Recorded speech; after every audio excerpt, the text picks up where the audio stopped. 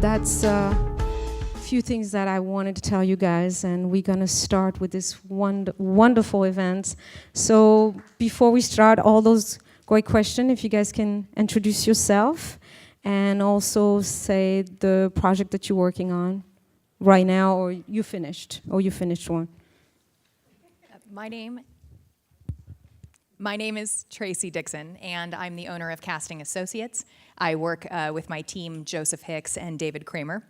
We just wrapped a very, very small feature film called Kings with Halle Berry and Daniel Craig. It was a lot of fun. It was 1992 period piece, and it had some challenges because we wanted it to look very 1992, and we wanted it to look like South Central.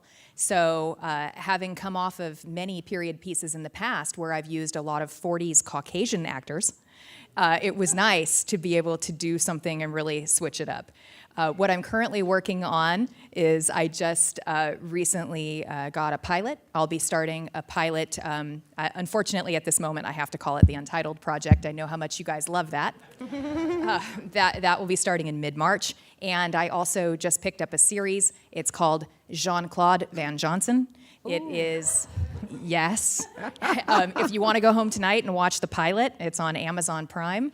And it will be looking for a lot of Eastern European types and Euro trash. I will let you self-identify if you think that you're Euro trash.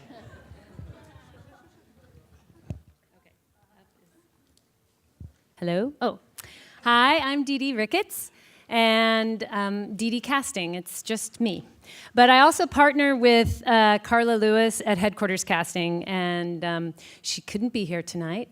But she's been working on Modern Family, Fresh Off the Boat, and Life in Pieces. I partner with her. I mainly do features. The feature that I finished was The House. It won't be called The House, but that starred Amy Poehler and Will Ferrell.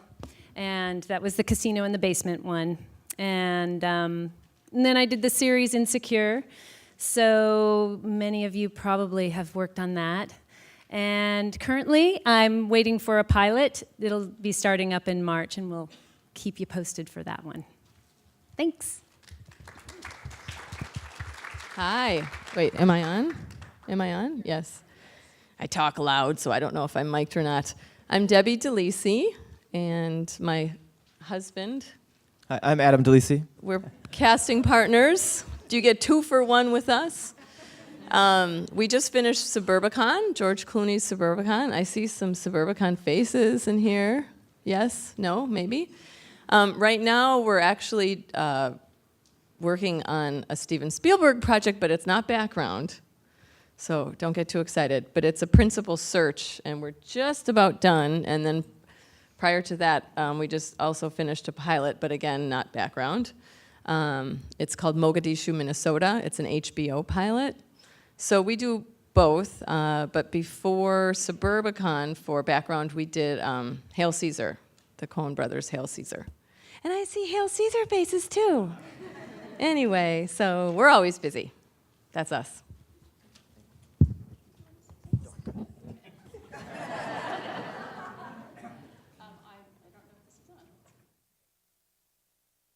Is that good? Okay.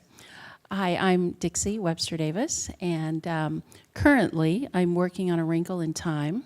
It's with director Ava DuVernay. It's a wonderful project. It's based on the book, and so we have just a few more weeks of that. It's with Reese Witherspoon, Oprah Winfrey, and it's been a wonderful project. It's been very good. We've hired mostly children. She's an activist as well as a creative person. So when there were scenes that needed to be shot in a high school, which we shot down in Compton, she wanted us to go down into the city and hire local people from in the city to give them a chance at something that they normally don't have a chance to do. And it was really a wonderful experience because there hopefully will, grow up and become part of the movie business and part of your guild. So that was very interesting and fun. The next project I'm scheduled to do will start in April, and it's Denzel Washington's next film, and it's called Inner City. So that's coming up, and you know, all along the way there's commercials and, you know, different kind of things that we do. So that's pretty much what's happening right now. Okay. Thank you. Can you walk us through you guys' process, you know, from you guys getting a call to the background actors being hired? You know, from the beginning all the way to the, you know, the booking of the background actor. That is such an amazing question. Because I know that each one of us has a similar process and maybe even slightly different. I think, first and foremost, it would depend on the project and what the project is looking for. So just to kind of mention maybe some of the other projects, you know, when we did Oz the Great and Powerful, we were on location in Michigan, but they needed little people because we needed to do the Munchkins. And we needed to find little people basically from all over the country because there weren't enough in the Midwest or even the East to finish what we needed. That was also exciting because they wanted us to also book the stunt players from our pool of little people. And that was exciting because I ended up dealing with many little people from Hollywood who were already known little people, stunt people, but we also got a few more from the East. So that was a neat project, and that it depends on the kind of project that you're doing. Like I said, you know, we have a process that we use when we're in Hollywood, and then there's an entirely different process that we use when we're on location, holding massive open calls, meeting people. I think because we have a Hollywood audience here, and you guys are more so interested in that, we would still do open calls here. Oftentimes that isn't necessary because a project might be on the small side. So we would say that I think a fairly medium-sized show is about 2,000 extras. And if you're doing a show of that size in Los Angeles and it has fairly easy needs, you may not need to have an open call. You can put it up on several of the posting boards. You can put it up on your, you know, some of us use hotlines still. I know some of you love our hotlines. Some of us are still using hotlines. Some of us are using posting boards. A lot of us are using Facebook now, or all of the above. We ask for people to send in their picture submissions. Some of us still do that, yes, by mail, which I know you love.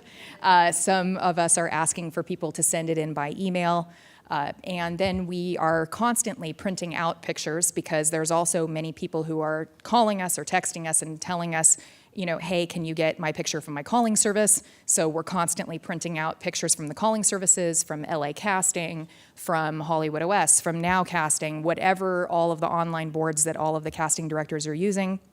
And we're taking in the pictures that have been mailed to us. And some of our directors, I think, are asking us for boards where we're having to actually paste pictures on boards. And we go in, and it's a joke in our office when we have to do that. We say, okay, start up the art department, because here come the boards. And then on other projects, maybe we go in with bags full of pictures. It just depends on the show. Some of the ADs request that we actually email the pictures in. Sometimes they want you to show it on an iPad. It all just depends on the show. And then oftentimes, at least lately on the shows that I've been working on lately, most of my shows have been picture picked. So I am dealing a lot with having the director, the first AD, the second AD are the ones that are actually telling me who we're putting in what position. And it's fun. It's fun because it's a creative process, and sometimes we can sway them in one direction or another. Other times they completely shock us by who they choose. And I think one of the other really fun things to put together is when you get to do something like a core group. And I know that that's the holy grail of background work, is to be part of a core group. But that is always a lot of fun too. And I can't wait to hear what they say. I might learn some tips and tricks. Okay. Hi. No, that was Yeah, I think very similar. you covered all of it.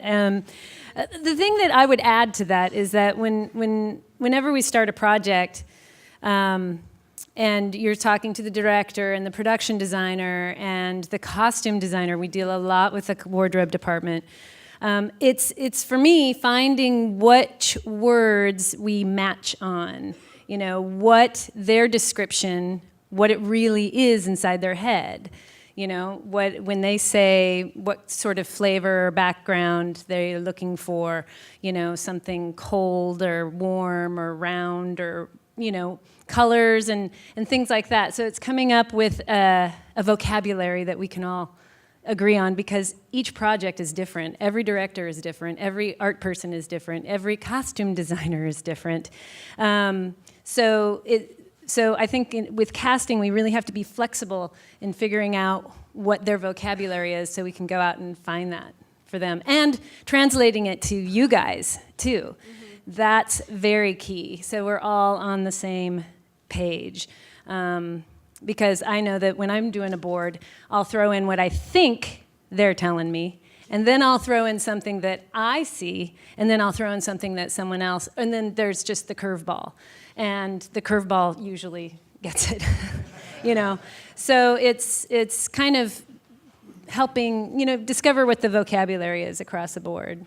For me, that's what I'd add. Yeah, I ditto all of that. The project, we don't do a ton of projects. The ones we do are the directors that are really insanely detailed and are just nuts about their background. And we're the same way, because for us it's just not creatively fulfilling. I would rather do something else if I just have to submit headshots. It's not art to me, really. So the directors that we work with are kind of crazy in that respect, where everything, and I know it's annoying for you guys. You're like, I just spent $600 on headshots. We don't want your headshots. Especially, let's be honest, most of us retouch our headshots. We don't want to retouch headshots. If you have a big zit on your face, I want the zit on your face. And, I want you to own your body, own your face, own your wrinkles, own your roots that are still showing in your hair, Really, because it's a big waste of time. You should own your imperfections, because most of the directors that we all work with love the art of background and love the art of, our drug is you guys, people, So it means a lot to us to put together something. Our directors do not take headshots. So, and if you can't put together a selfie of yourself, you can come to our office and we can certainly take one for you. But what we do oftentimes, and I'm sure you ladies have done this as well, we will turn a room like this into our work room, our war room. So we'll storyboard every scene on tables, literally. Just our directors are very tactile. They want to touch this. They want to look at your resume and make fun of some crazy play you were in, or they'll literally touch it, check it out. So we'll turn this table into the last call dancers, and that one is the Roman slaves, and that one, so we'll do that, and they'll literally come and check it out. Oh my God, this face, this absolutely. And then maybe they'll pick up that face and bring that face Bring it over to another scene and be like, he's not the coffee shop. This guy's definitely the gas station. And then they'll bring him over there. And so they're assembling their little dolls, and they have fun. They love it. And like DeeDee said, the costume designer, and we work with a lot of intense costume designers too, where we will write stories. So this is before you even get the call, And some of our reference boards from the production designer will have actual, especially in period pieces, we'll kind of combine our worlds. So the production designer, the art department, they have their boards. The costume designer will have our boards.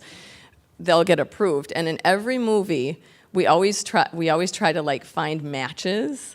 If you were born in another life. So, oh my gosh, this great pancake face. Where did she come from? This great pancake face. She's so funny looking. And so then we're trying to find who matches pancake face, So then we'll try to find, oh my gosh, we found pancake face.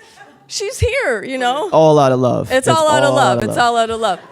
But, so we're already kind of writing these stories. And slow down. And I'm an actor, too. I get it. I'm on your side as well. I get it. And so I just think it's fascinating for you to know what goes into it. Because I think sometimes you might feel like a number or just a headshot. And at least with the projects that the only ones we really do are those ones where you are vetted so heavily, and that can work for you and against you. Unfortunately, if you're just not the right fit for this particular project, you can try as hard as you want, and you just might not look period enough with your crest white teeth and your, dyed hair. But you're going to be perfect for something else. Yes. That's how it goes. So anyway, so it is like this beautiful art, and we get excited about it because you're our canvas, and it's exciting, like, to create the backstory. Even when we do a lot of New York projects, it's not just uptown. Are they Upper East Side or are they Upper West Side? And not just their look, but their feel. Like, Adam is nutty about that, with the feel. And our directors get that, and we get into that language and that tone, and it obviously gets us excited. So that's part of our process. It's very laborious. It's much more laborious than you can imagine, but then you get picked for the scene, and then you're not available. No, just kidding. Anyway, so at least that's our process. Pet peeve.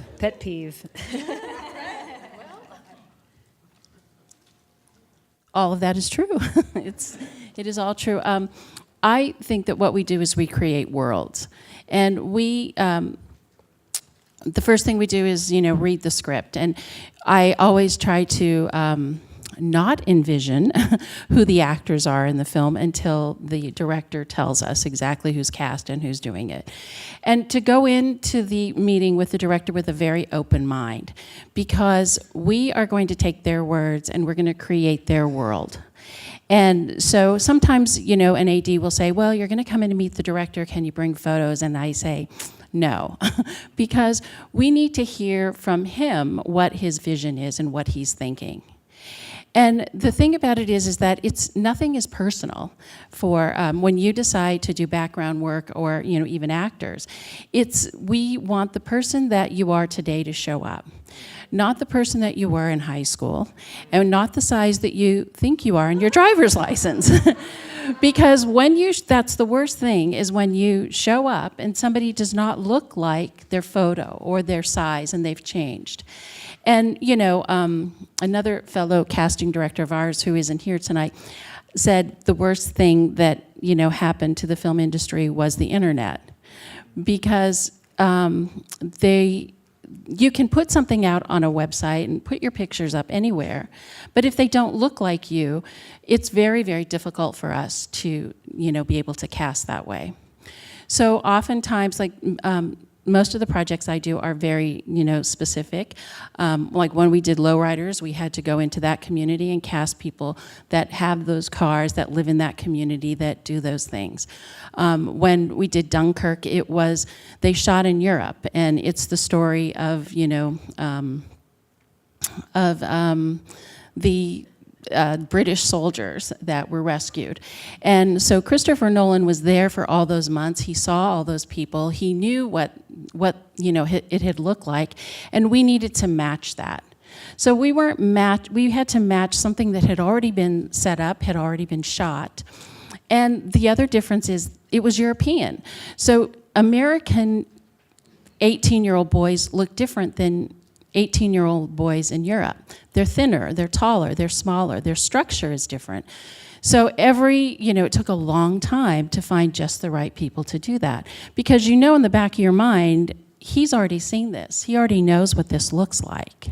So that's what we're up against and we're matching. Nothing is personal. It's not personal at all. It's a matter of, I have a friend she works in human resources for Kaiser, and we walk a lot and talk. We do the same job, basically. She hires people, we hire people. Hers, she has so many rules and regulations. We base, our jobs on what you look like, how old you are, what your ethnicity is, all the things that you can't do in the real world and in a public arena. It's a creative process. It's a process that is, you might think that you can work in any scene, in any place, at any time. But when we're hearing the words of what the director wants, then the costume design, it goes into many, many layers. Then it's not personal. And if you show up on, I'm sure, any one of our sets, especially for ours, it's because you look right. There's no other reason. It's not for anything that you can do to change the situation. If you look right for the scene, then you'll be in the scene. And yes, some directors are, they're very specific, but I find that if we listen to them, if I do what they ask me to do, when I come and I show them the pictures, it ends up being a very trustful situation. So now it's easy to come to them and say, here's what I thought about this, and here's what I think about that. Once you get to that point, most times they'll say, okay, you know what the scene is, you know what I want, go ahead and go with it.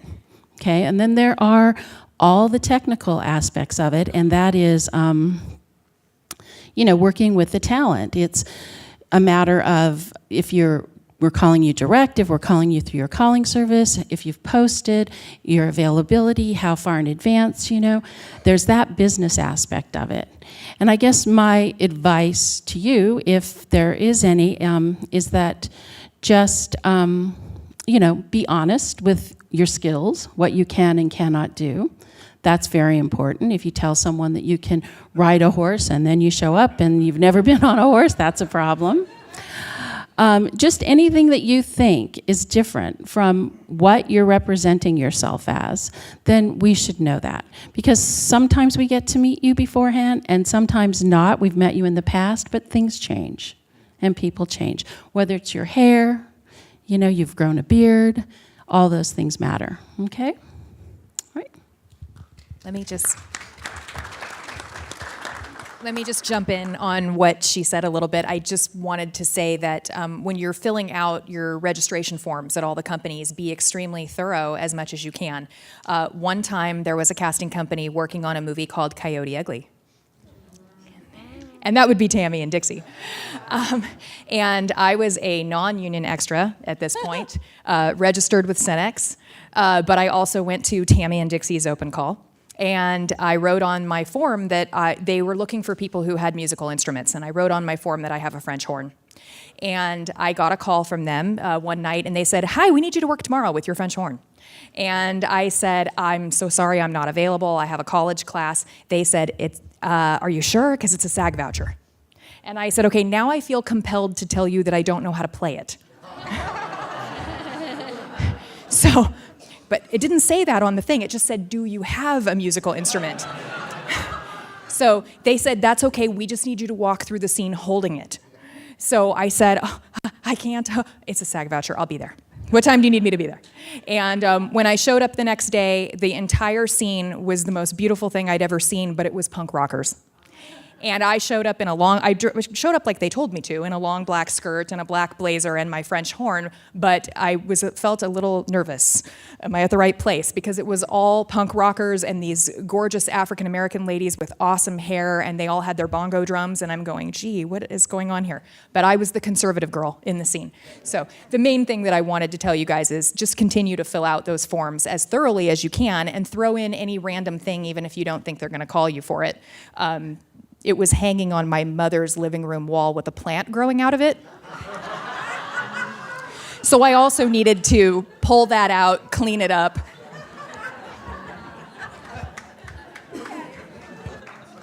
She did a wonderful job, just so you know. On another question, I'll tell you how I got my first and third SAG vouchers.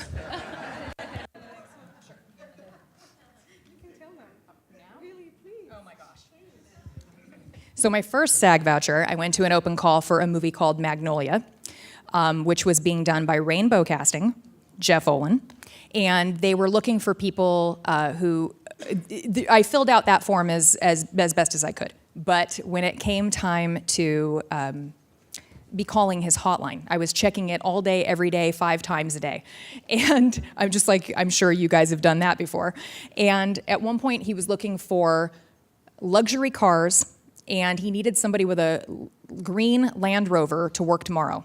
And I thought to myself, this is 1999. How many people in 1999 how many extras who are making $46 at this point, 46 for 8, 80 for 8, and I think was the background rate. I thought, how many of these people have a 99 Land Rover? So I called in and I said, I have one. And he said, what color is it? And I said, what color do you want? And he said, no, honey, I'm sorry. I really need to hire a union member for this. So the day went on, and he called me at 9 o'clock at night, and he said, "You still have access to that car?" And I said, "Let me call and find out." So just so you know, Enterprise in Santa Monica, they rent exotics. They rent exotics. So at the time, actually, I think the background rate was $100 at the time, and it was a $25 auto bump. So I went over there and I rented the car, and the car was $90 to rent. But hey, I made $35, which is pretty close to the 46 for 8 that I would have gotten on another show. And William H. Macy came outside, saw me standing next to the car as a 22-year-old, shook my hand. Maybe I was a little older than 22. I can't remember. Maybe I was 23. But he came out and he shook my hand and he said, "You're 22 years old and you have a 99 Land Rover?" And I said, "It's rented." And he said, "Well done."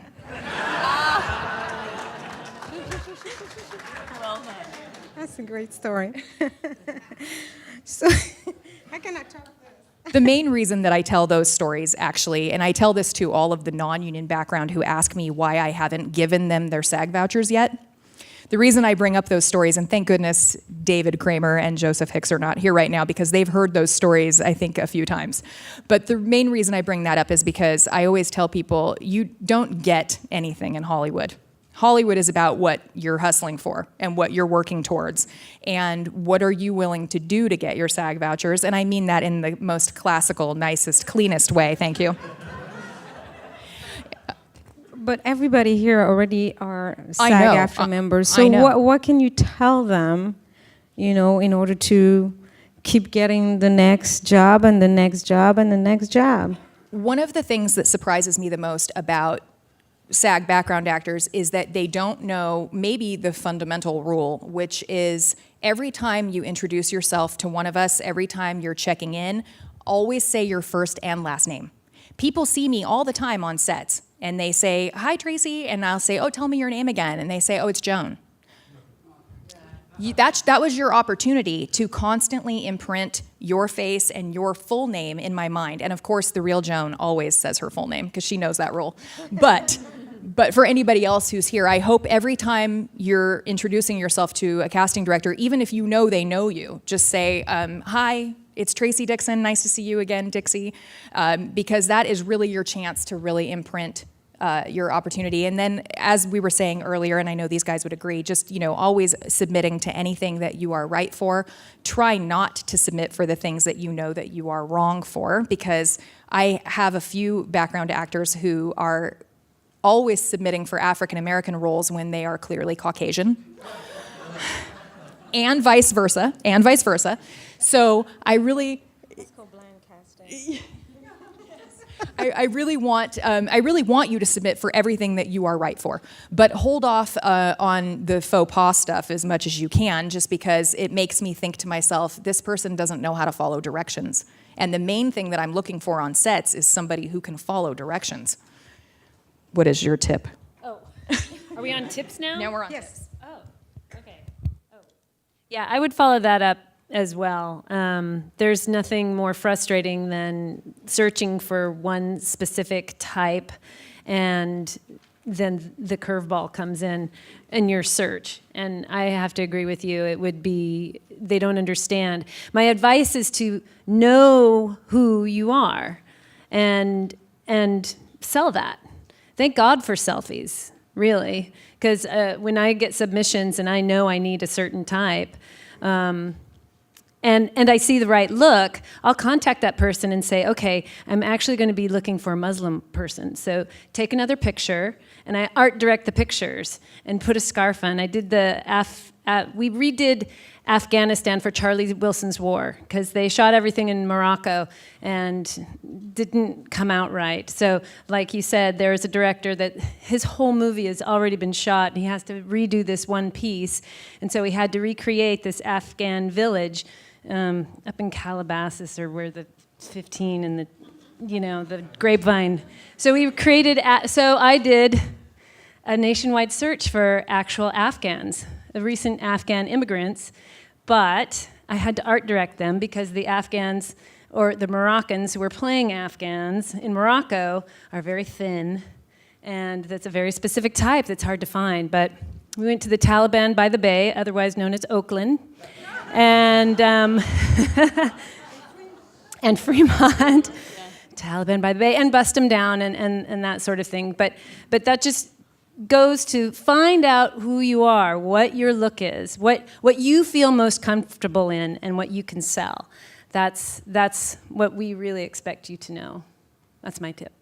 I guess I also would add, like, you know, just to do a great job and stand out. I mean, because we love this so much, like think of it like whatever you love. Like if you have a kid and you're going to leave your kid with a babysitter, are you just going to get someone with great credentials or someone that you trust? You know, so the more that you work with us, make yourself known, but also, you know, just do a great job, because there's something about, you know, tried and trusted people. For instance, in Suburbicon, you know, we did the background, and then we cast a couple roles. So for the one role that we cast, it was this reporter. So it had to be male, but it pretty open in terms of the age. So of course I pulled from my background pool, because I'm going to give you guys first shot at that, since these were the people that were already committed to the movie, you know, and I'm not just going to pick random people. So we picked a handful. I mean, granted, we have to get the job done, so I did have actors that were not in Suburbicon submit as well. But it was really cool, because we had a bunch of people submit like a self-tape, and we called a couple people in, and the 10 best went to George. He picked that person who actually was one of our background people, so that was really awesome that he got, you know, a nice fat principal role out of the deal. But again, that's like who we trust. The look is one thing, and of course is important, but also I want to know your spirit, and I want to know that you're responsible and reliable. Because even now, like, you know, I scan for those faces that I know and trust, and I know you're not going to let me down or let the production down. Mm-hmm. And I think also, too, I mean, we live in such a fast world now, and I'm totally guilty of this, too, but just, like, not reading things thoroughly, like breakdowns and email directions of, like, just please confirm this email so I know you're coming tomorrow. And, you know, like, we get so many people that just don't confirm for the next day, and then that throws us into, like, oh my gosh, are they going to show up? And but something as simple as that is just like reading things thoroughly. We find a lot of errors in that. People just don't, you know, we live in a fast world, so we're always trying to scan it really fast and just respond, you know. But it leaves for a lot of cracks, you know. So I would say that, just read things really carefully. And just back to the direction thing, too, just taking direction well. So. Do your homework, too. I mean, I believe in giving as much information as I have to you guys, because the more information that you have, the more that you can bring to the table, the better I look, right? And the better the production will be. So do your homework, because we have access to internet. Find out who's on the production. Find out what it's about, and what you are bringing to it. What's your part in that whole thing? So come knowing what's going on. Yeah, I think I come from a background of working at a modeling agency. That was my first job. And we had to go through a training process that the models had to go through.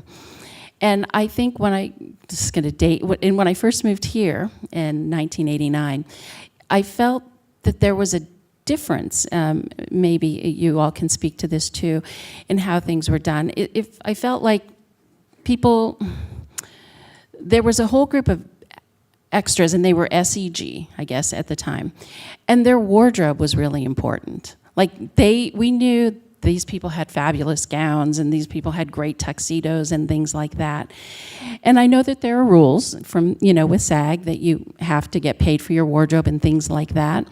But I feel like knowing that this is your job and that you are going to sell different looks and you're going to look different ways. And yes, it is basically the costume designer's job to make sure that before you get in front of the camera that that's what it looks like. But there's a certain amount of, I guess, pride that comes along with that. So when we call someone and we know, like, do you have this wardrobe, or can you look this way, and do you have it? If you have it, then that's great. You should, you know, have that. And think of what your looks are and put that together, you know. So when you do come, it's not solely about will you get paid for the outfits that you bring, but are you prepared to be a professional in your own right when you show up on the set, that you are prepared to work in a scene and have certain, elements with you that can help us in doing that. I mean, to me, that's really important because who you are, the picture of what you look like, all of those things are who you are and who we're going to sell you in being able to do, this production. It's, like I said, ultimately it will be the responsibility of the costume designer, but I think that it shows us that you're prepared as a professional. And I think that saying that you're a part of SAG means that you are a professional, that you've paid your dues, that you've literally given money to be a part of this union, and that's what they expect. There's a different expectation when we say, okay, we get to hire 57 SAG people today. Then everybody, from the production, the costume designer, director, they think that they're going to get something special because they're paying more for that than when, someone who is non-union. New people come into the fold at all times. So there's some great non-union people also that eventually will come up and do that. So I think that, just consider that. Just consider that, we're looking at you as professionals in your own right. And so just come and be prepared, so that when you get that call, for whatever it is, that when we're telling you kind of what the scene is, read through that. Come camera ready if that's asked of you. And there's also the business part of it, we all are not with Central, so you're going to end up filling out your paperwork. So you're going to have to bring a pen and, fill out your I-9 forms and things like that. That really helps us. Because with the other, when you're an independent casting director, you're reliant on an outside source, which is an outside payroll company, that has to process that information. And so, again, we're relying on you to make sure that that process gets taken care of as smoothly as possible, because now it comes off of, falls on the AD or someone from our office to come out and do that. So there's many facets to what you do as, background people. It's creative, it's a business, and, hang on to the voucher. So if something goes wrong, when you give a call to your union to try to figure out what happened, we have the information. I know I've worked with Sammy a lot, and it really helps us to get you paid, because you deserve that too. That's why you're doing it, for the fun of it and, all of that. But it is a business, and so just treat it as that from beginning to end. Okay?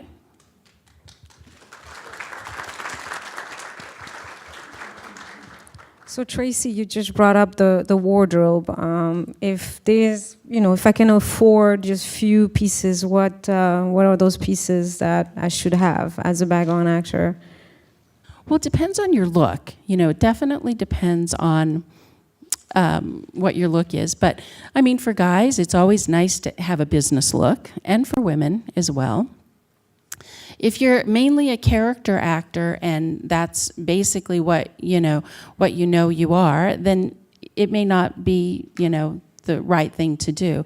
I think it just, self-examination. You know what you look like. And what you would wear, and I would never wear a two-piece swimsuit, no matter what.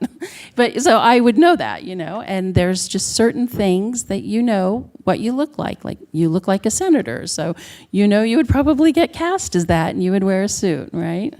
So it's what you look like, but I would say you can never go wrong with a nice business suit, a nice casual look, and then as far off as you want to go.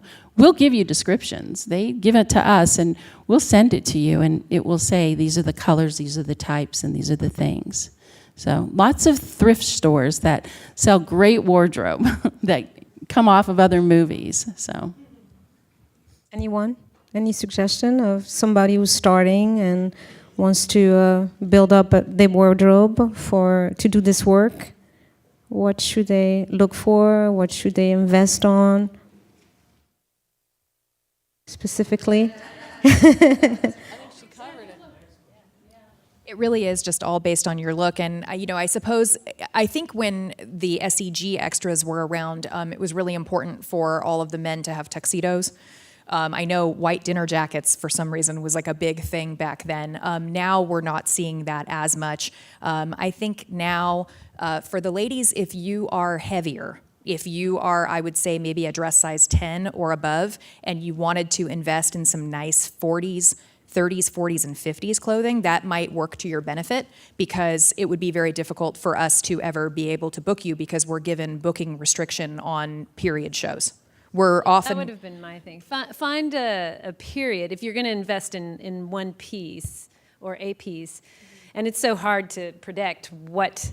But with all these like making history and time jump things, there's a chance that your period will come up. But yeah, one strong period piece, that would sell your look. And then, yeah, find what you look like and have the range of business casual, little black dress, club wear. How many club scenes can there be? There's always a club scene in LA. But if your look is not club, as she would say, then don't worry about that, because some of that my look is not club, so me getting a club outfit isn't going to take me very far. The other thing that I could mention is automobiles. So I know a gentleman once who really needed to make his SAG insurance, and he went out and he bought a $300 Pinto from the 70s, and this thing did not run great, but he paid $600 to have it painted, so it looked brand new to the period. He got a really nice color that matched the period, and he worked just about every day. I'm making this up, but I know he worked extensively on 2 1970s projects back to back, and easily made his SAG insurance with flying colors. So I know some of you are thinking in your head, well, I'm not going to go and invest in a car.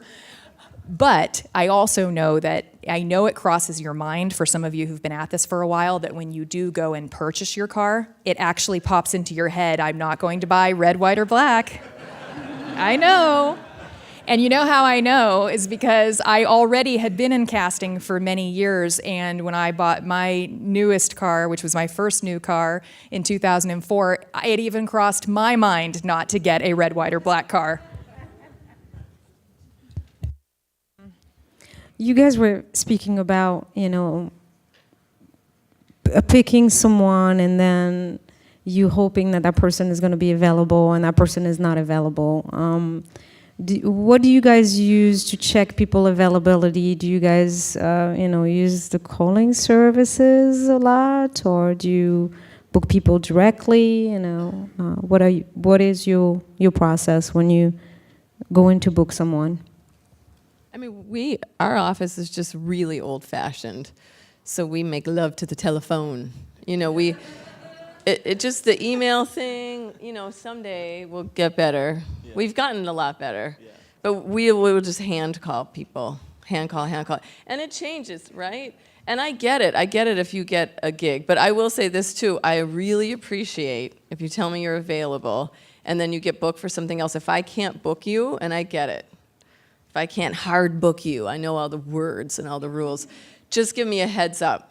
Give me a heads up so that I can take you off the boards for the scene. Because really what happens is they've already been earmarked. Like, you've already been picked by the director, and you're boarded, and the little boards are being brought to all the different places. Like, it's so intense, the stuff that we usually do, that it really messes us up. So just tell me the truth. Like, guess what? You have to book me by tonight, or else I'm going to take another job. Then I can put pressure on the ADs up to the director. Do we want to lock this guy or not, or can we? Mm-hmm. Sometimes we can't, because it's a weather dependent thing. But so much goes into it that we just appreciate the heads up. It's better for you guys to be honest with us than to not, because that's and we love, like, I love talking to you guys on the phone. It's a creative process, and I want to communicate with you, and I want you to communicate with me, and I want you to be down with this thing, you know what I mean? And we're in it, and I just find that really helps that process, the phone communication and just communicating, this fast world. I don't know, but anyway. We're very old-fashioned when it comes to that. And also, there's honor among thieves.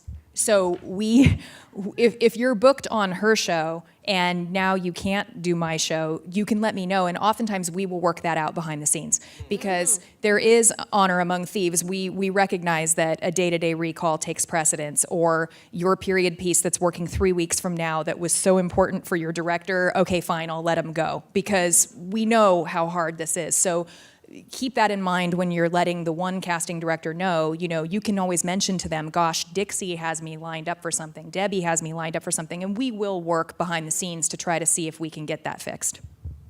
And oftentimes we can, if we know just give us a cold hard facts. So I feel like we do a combination of that. Some things are very, very specific, and it has to be sort of hand-picked. The one thing I think comes from when we did The Revenant, they called like on a Wednesday morning and said, we need 10 Native Americans with passports to be on a plane in 3 days that can ride horses, and they're going to Argentina. And I thought, no, you're joking. You're really, and they said, no, we really want that.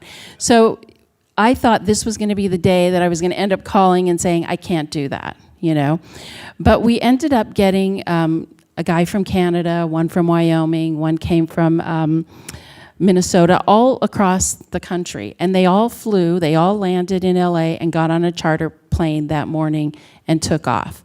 So in that instance, it's like needles in the haystack, like one, okay, two, one, on and on and on. So that's a very, very specific thing that you have to do. We do use calling services. And here's the reason why.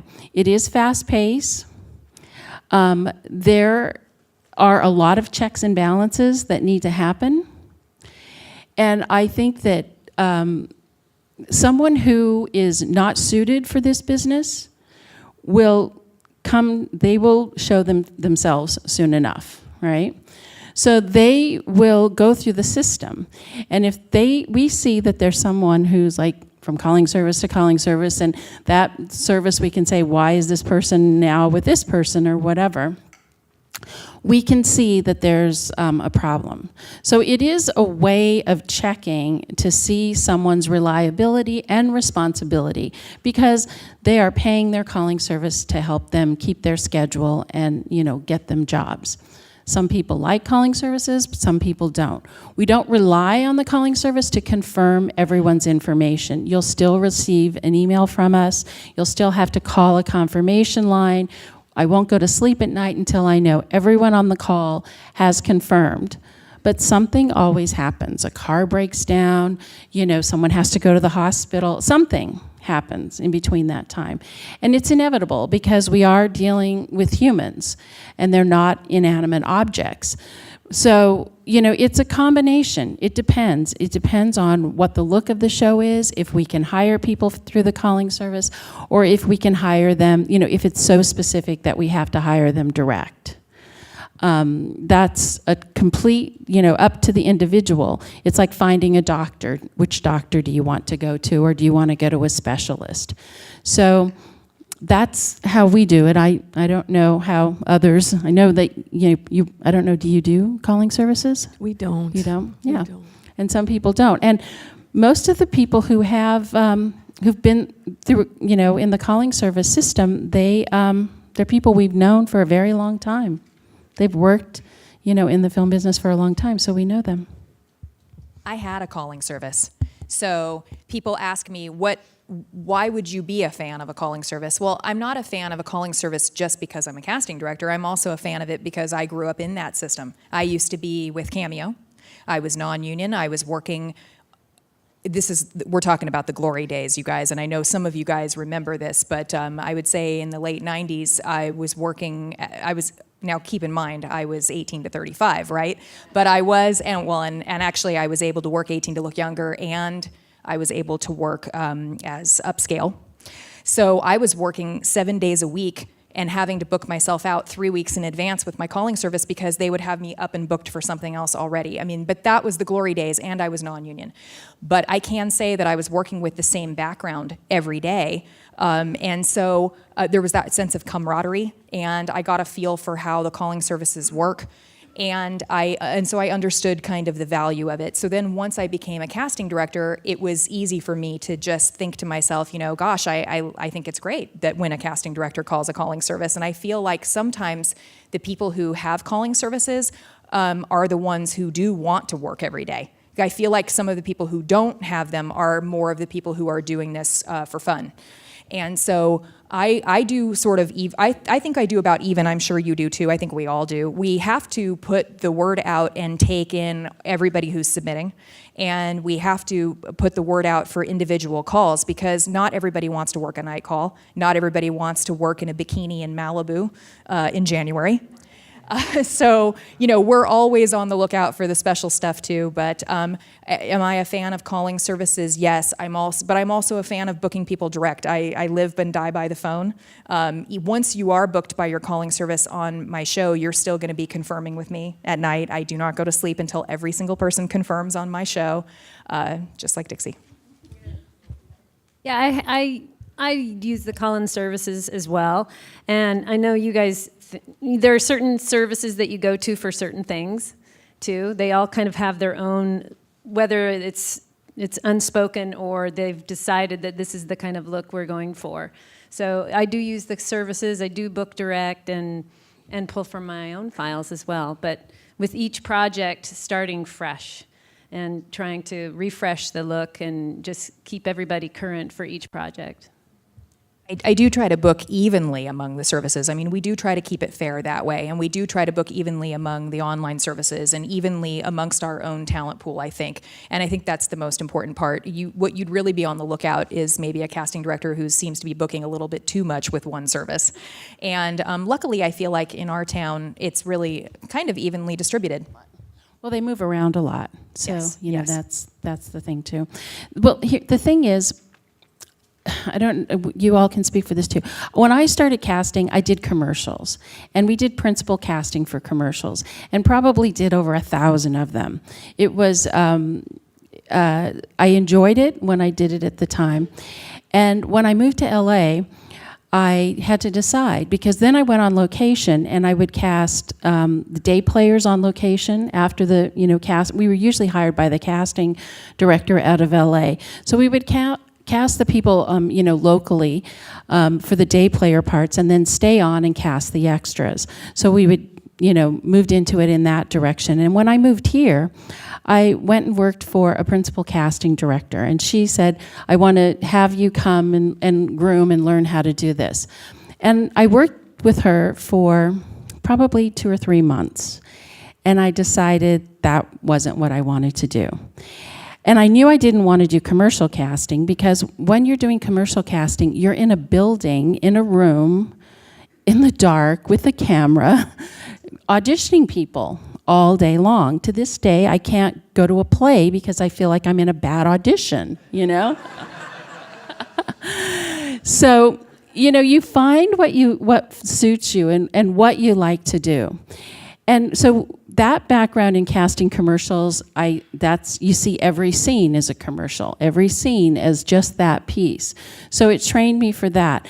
Principal casting, it made me realize, I didn't want to do that because I didn't deal with the talent, I dealt with agents. It was all negotiating. And above the line, casting, that's basically what it is. I appreciate what they do. I think they're very talented. They know a lot of actors and things like that. That just wasn't the way that I saw it, happening and going.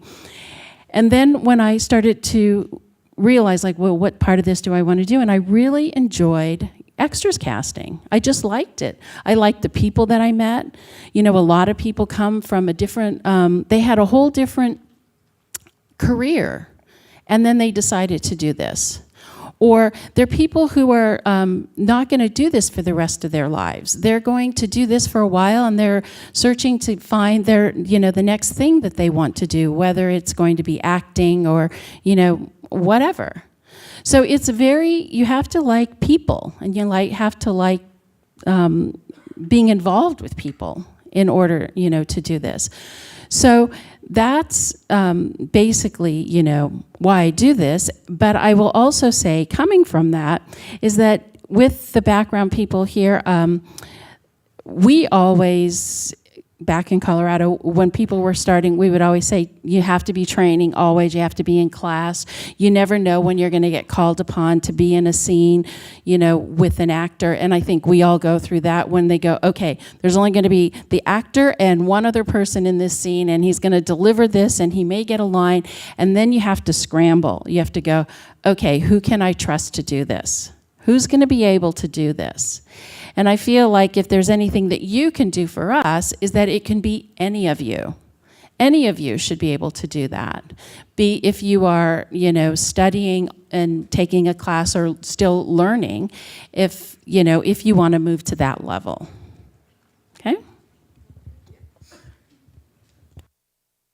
What kind of registration process do you have? Do you hold like a big registration, like once a week, once a month, or when you have a particular project, or is it done, or you don't hold any registration? I don't want to always have to go first. I'm looking at you because you're next to I me. know. I can. Anyone one can of them go answer first. that question.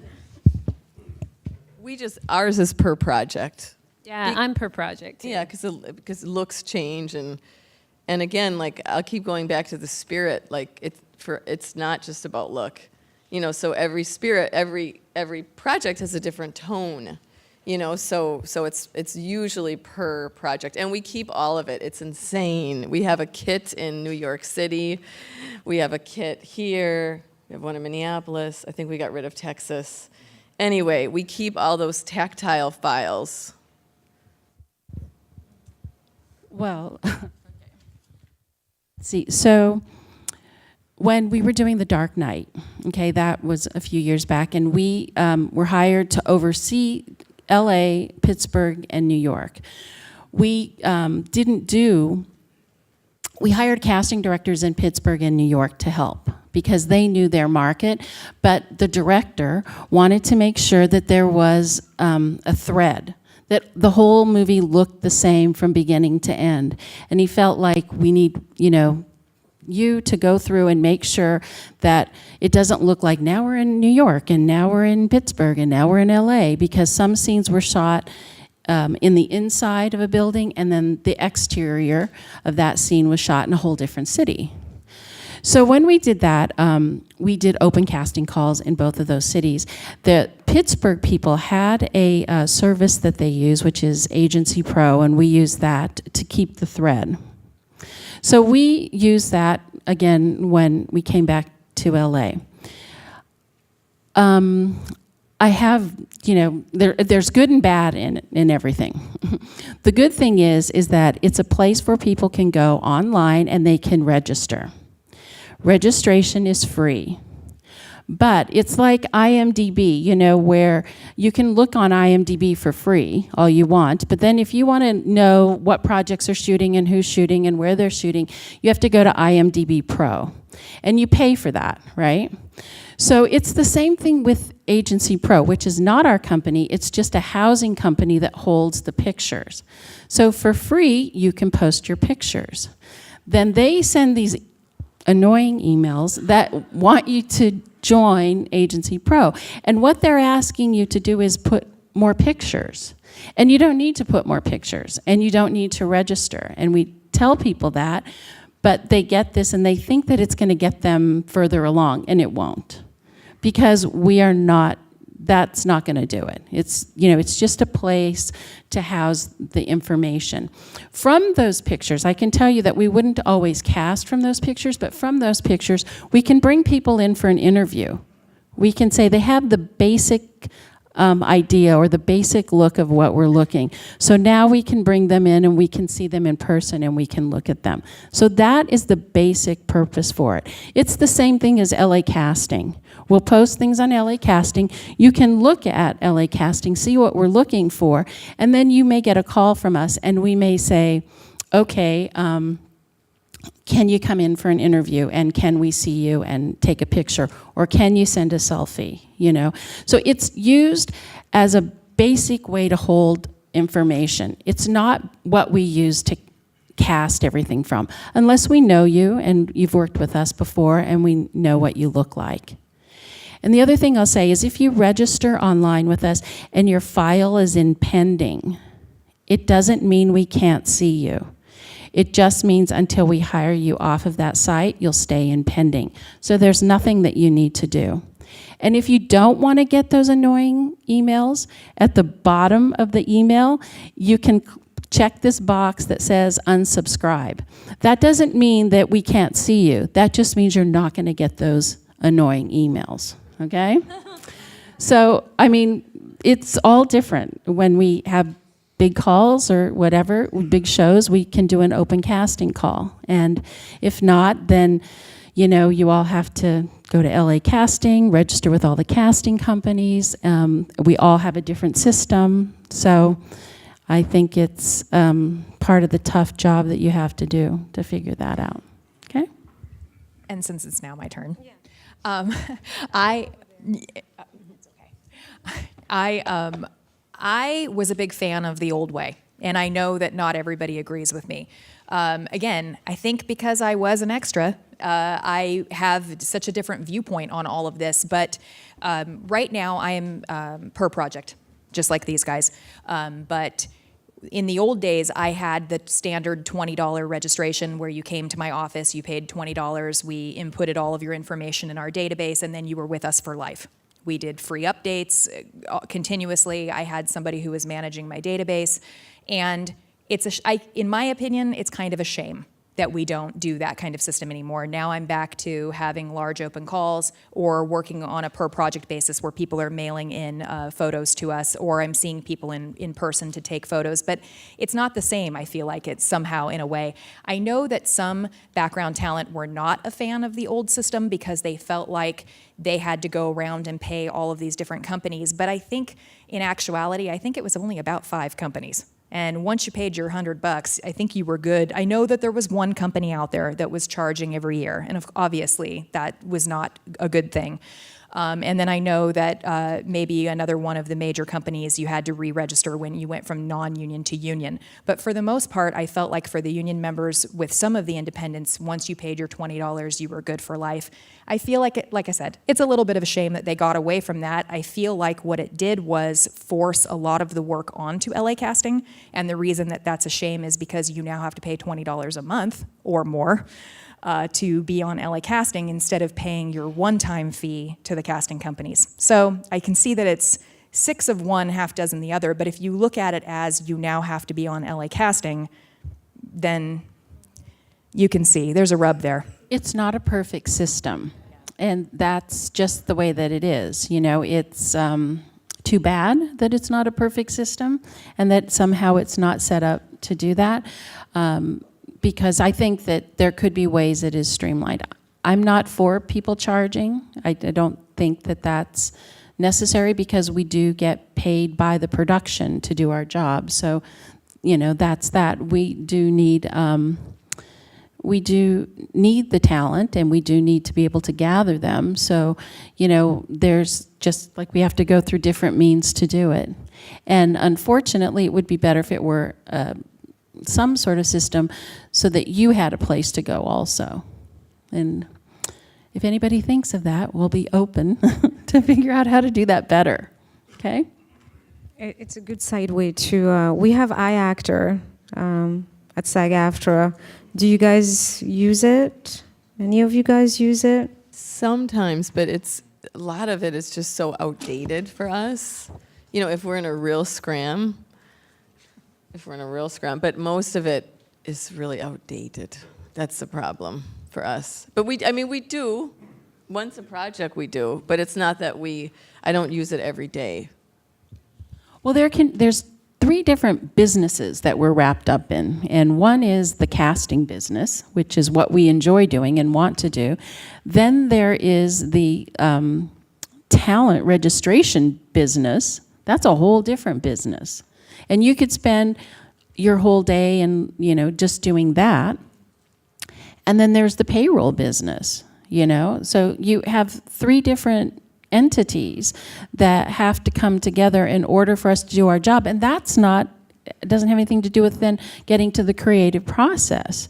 So, you know, it's the reason why I feel directors hire us and hire independent casting people is because they're trusting us to get them the right people for their project.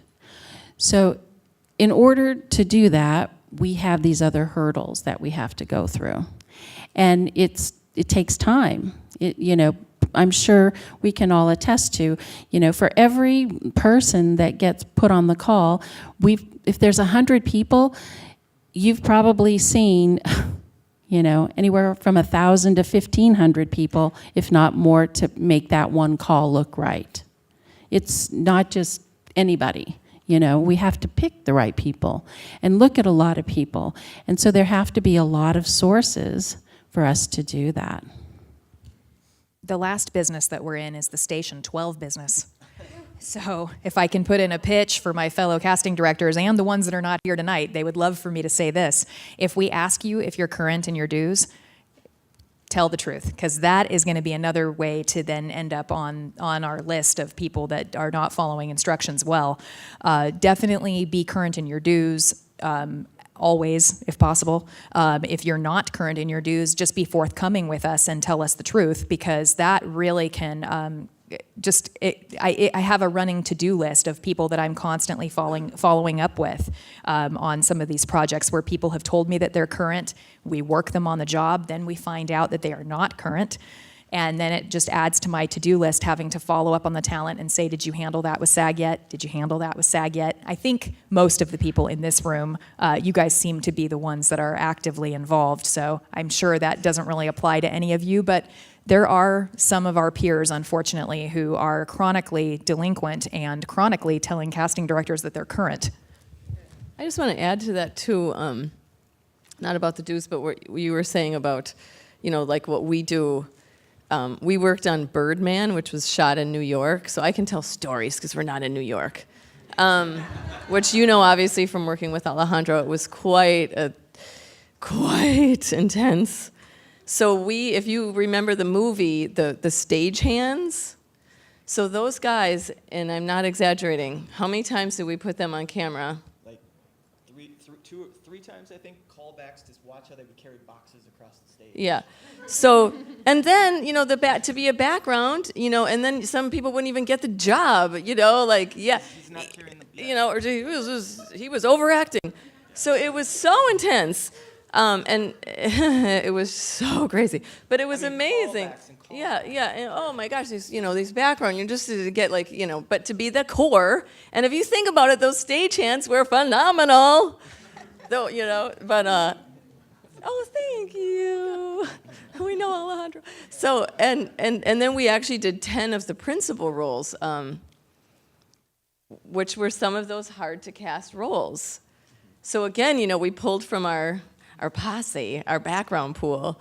But so what you see there, you know, just what went into every single role. Not every single role, not every single background had to do that, but every single one was really highly vetted. But those stagehands, man, they earned their part. Oh, yeah. And then, like I said, we did 10 of those principals came through us, but with equal intensity. Remember, once I went to the hospital, one half a day. She was in the hospital. For one day, yeah, because of this one particular role, you know, and it almost killed us, but we got it. We got our man as I'm laying in a gurney, like, She was in the hospital closet. did you get him? Yeah. But, Stress rash. oh, it was terrible. But what we do for you guys, you know, so much goes into the artistry and the casting of it that sometimes you think, why aren't they calling me, you know? I've never worked for you. Well, I'm working, believe me, I'm working really hard, you know, to get y'all work. But yeah, so some of it is pretty intense like that, like what goes into what you see, you know, or you think, oh, I'm not available. Well, you know, we've already worked on this, on getting you in there for 2 hours already, you know. So believe me, we work really hard for you. And on the business end, if you are another business side of what we do is oftentimes we're the intermediary between you, the production, your paycheck. If you didn't get paid for your smoke bump, don't feel like you have to then turn around and contact these guys, because sometimes all you have to do is call me, and I can call the show and say, they feel like they got smoke yesterday, but it wasn't on their voucher. And I know many of you already know this, but just for anybody who doesn't know, we can clean that up usually pretty quick, because sometimes we're working with assistant directors who aren't really trying to jack you guys, for want of a better term. They honestly sometimes they really just don't know the rules, and we just have to tell them, no, they really do kind of need that bump there, folks, and they will usually go back and get it fixed for us. So, and I know that will release a little bit of their workload. Try to work it out with us first, and then if We should be your first call. Yes. But yeah, we should. But- We were the ones that contacted you, so we are kind of representing you, and we should be your first call. But I have to remind you guys, Yes.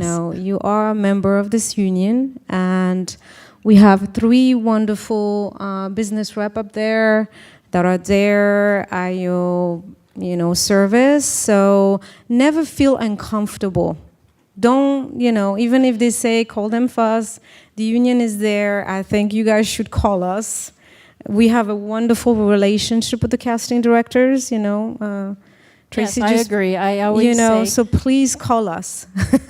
Don't never feel, I hear it all the time. Oh, they're gonna blackmail me and they're never gonna hire me again. It's not true, and I'm sure you guys can attest to it. yes, I was just going to say that. You pay your dues to your union. exactly. They're here for a reason. They represent you. If you have a problem or a question, I don't freak out when I get a call from SAG. I just say, okay, what's going on? And Sammy and I have been working on one of our projects to get some things taken care of. And, that's why you pay them. And then all she'll do is call me and say, these people didn't get their mileage or their bump or their this or their that. And then I'll say, okay, I'll give it, call the payroll company, the accountant, get it taken care of. So, and the reason I'm sure that we all, if you want to call us, that's fine too. We're open to that. But don't ever feel like, oh, if I make a problem with this casting company, they're never going to hire me again. We're not that company. Okay? And so if it's legitimate and it's yours and you deserve it and you've worked for it and it's due you, then you should have it. And if, like I said, and if there is a person who is causing a problem and making a problem when there is no problem, that person will surface again and we will know. And that's how it is. Okay? But also know that upon booking, like the information that we get from production will include those things, the bump. They will get a bump for a change of clothing. Like we discuss all of that stuff before it goes down. And we will let you know that you should be expecting that at the time of booking. Sometimes it happens and we don't tell you that. But know that we are aware of all of that stuff before it goes down normally. A lot of times, there's a disconnect sometime on the set where you might have given some information, and when they get to the set, you have the PA who's like, no, I'm crossing this off. That is not what we talked about. So that's what we see a lot where we are, is that disconnect between you guys and the person who's checking in and checking out the background actors, and that's where a lot of the problem lies. So. But thank you guys for coming tonight, and have a safe drive home. Okay, thank you.